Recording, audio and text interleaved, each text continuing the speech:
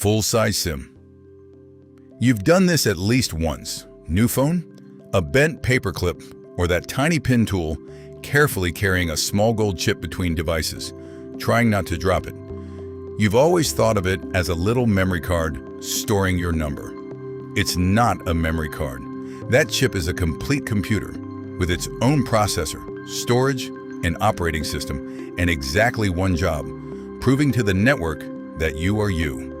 Your phone number was never inside your phone. It lives on the chip, next to a secret key the network checks every time you connect. You push it into a different phone, and your number simply follows you. The phone is replaceable. The chip is you. And the first of these computers, in 1991, was the size of a credit card. Munich's Giesecke and Devrient built the first batch, selling 300 to a Finnish network, where, that same year, the world's first GSM call was made. The problem was obvious from the start. Phones kept shrinking. A credit card doesn't. So the industry started cutting, and it didn't stop for 30 years. Mini SIM. This is the one you probably just call a SIM card.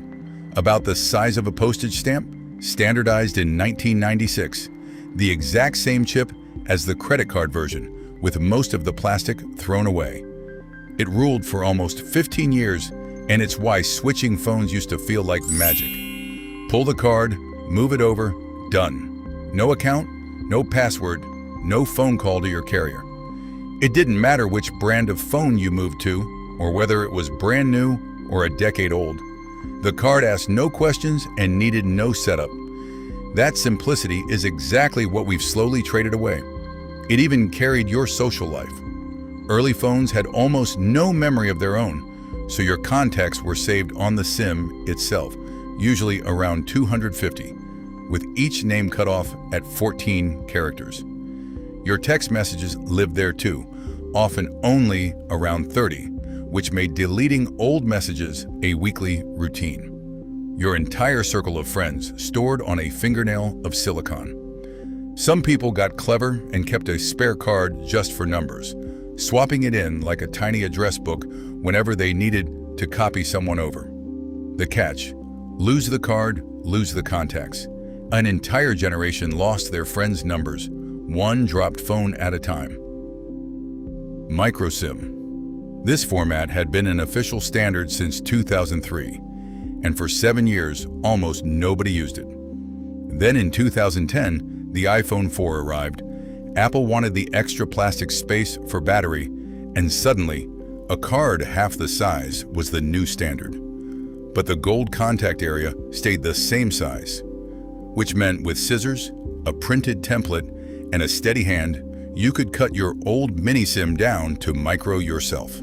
Well, millions did exactly that. Phone shops sold SIM cutters that looked like staplers, and for a few years, cutting SIMs was a genuine little side business. The gamble was addictive precisely because it looked so easy. Line up the template, one clean press, and you'd saved yourself a trip to the store and a fee. The trade-off: one wrong cut through the gold in the chip was dead, and the replacement cost money and a store trip. I watched a friend ruin 2 cards in one afternoon before giving up and buying a new one anyway.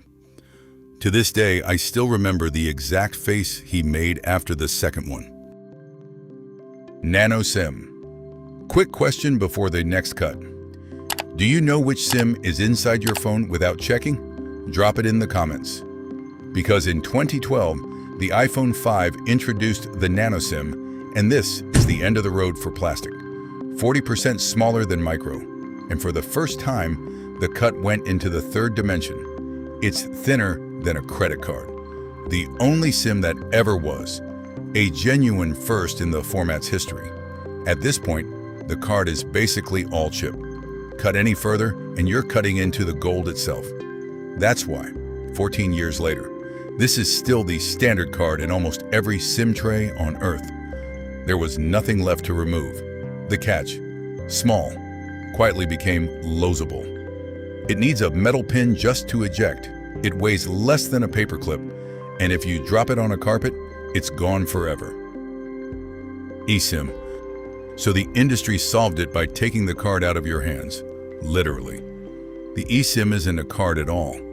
It's a chip about the size of a grain of rice, soldered directly onto the phone's board at the factory. You never touch it. Instead of inserting plastic, you scan a QR code, and your carrier's profile downloads onto the chip like an app.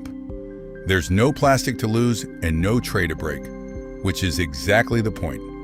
The part that used to fall into your carpet simply doesn't exist anymore. The standard launched in 2016, and the first devices that needed it weren't phones, they were smartwatches. Because a watch has no room for a tray, a slot, or your fingers. Here's what that gives you. Land in another country, buy a local data plan from your seat, and be online before the plane doors open. One chip can hold several profiles at once. A modern iPhone stores 8 or more, 2 active at once, so your work and private numbers live in the same phone, switchable in settings.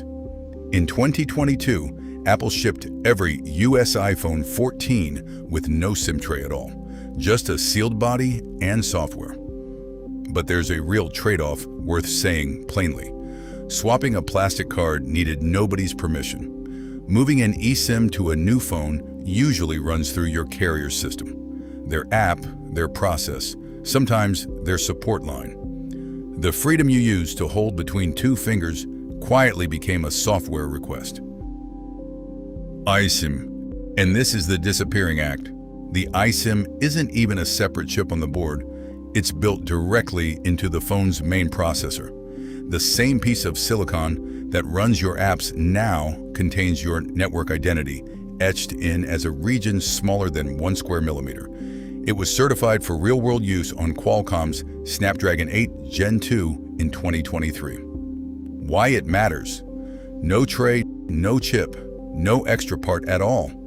That frees board space for more battery and cuts power use so far that a full network identity can now live inside a smartwatch, a shipping sensor, a pet tracker, anything with a processor and a signal. The SIM stops being a phone part and becomes a property of computers in general. The catch, every control problem the eSIM has is even stronger here, because you cannot remove a part that was never a separate part. There is no tray to open, no pin to reach for, and nothing you can physically hold, move, or hand to anyone else. 35 years ago, your identity on the network was a credit card in your wallet.